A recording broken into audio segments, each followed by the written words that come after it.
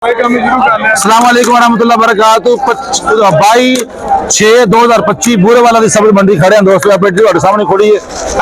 सिंधड़ी आंबे जी सिंधड़ी आंबे जी वेखने जी आ ब्रांड है जी माशाल्लाह। आ देखो जी अंब देखो जी, आ देखो जी बेहतरीन किस्म दा अंब है।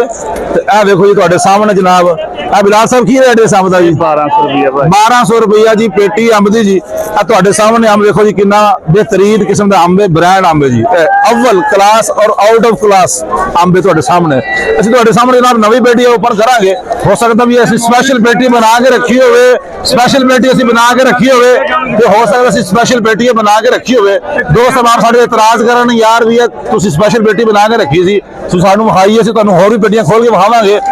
ਅੱਜ जरा ਪੁੱਛੋ ਜੀ,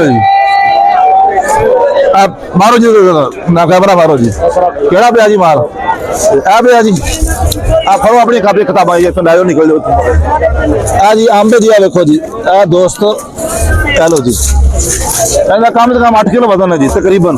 ਤੁਹਾਡੇ ਸਾਹਮਣੇ ਖੋਲਾਂਗੇ ਜੀ ਇਹਨੂੰ, ਤੁਹਾਡੇ ਸਾਹਮਣੇ पेटी खुलती पई है जी।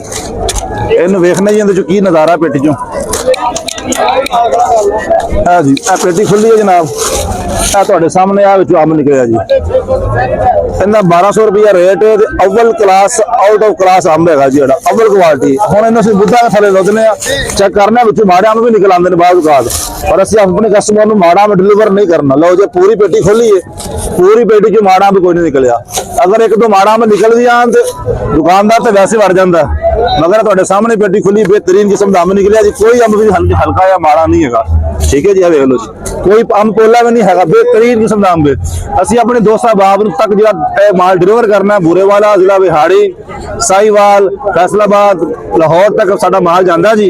इंशाअल्लाह बेहतरीन पैकिंग च होगा, बेहतरीन अव्वल क्लास आउट क्लास माल होगा। साडे नाल तावन करो 0331 970 1466, 0331 970 1466, 06 78 58 056 साडा नंबर जनाब।